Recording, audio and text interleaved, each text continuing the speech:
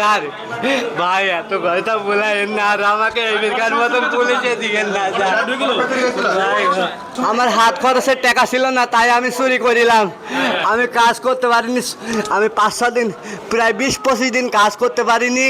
চুরি করিলাম এর আগে, 25 দিন আগে চুরি করার কারণে আমার দুর্নাম হয়ে গেছে। এই জন্য আমার কেউ কাজ দিতে চায় না, আর আমি সাহস করি কারো কাছে কাজে যাইতে পারিনি। কিন্তু এবার আমি ইনশাল্লাহ সাহস করি কাজে যাব, ইনশাল্লাহ সাহায্য করে কাজে যাব।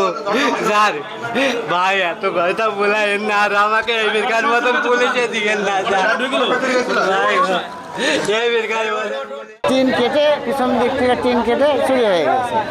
পরে আমরা সন্দেহভাজনভাবে বোঝা গেল যে কীভাবে কী করা যায়, সবাই সিদ্ধান্ত নিলাম যে থানায় জিডি করব।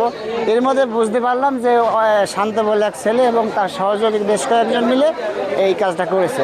ঘটনাটা ঘটছে 2টার থেকে 4টা। আমি আজকে সকালবেলায় দোকান খুলছি, তখন পর্যন্ত আমি কিছু বুঝতে পারিনি। একজন কাস্টমার আসছিল খাতা নিতে, ছেলের খাতা নিতে আসছে। খাতা নেওয়ার পরে উনি 100 টাকার নোট দিয়েছে, আমি ভাঙিয়ে ওই টাকা দিতে যাই, ডয়ারে দেখছি যে আমার টাকা নাই।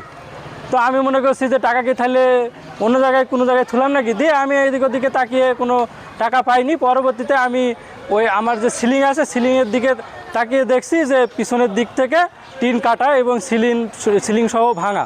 তারপরে আমার ওই টাকা মাকা দেখছি যে কিছুই নাই। পরে কার্ডগুলো চেক করলাম, কার্ডের ওইখান থেকেও মানে কার্ড কিছু নাই, একটা টাকাও নাই, কার্ডও নাই।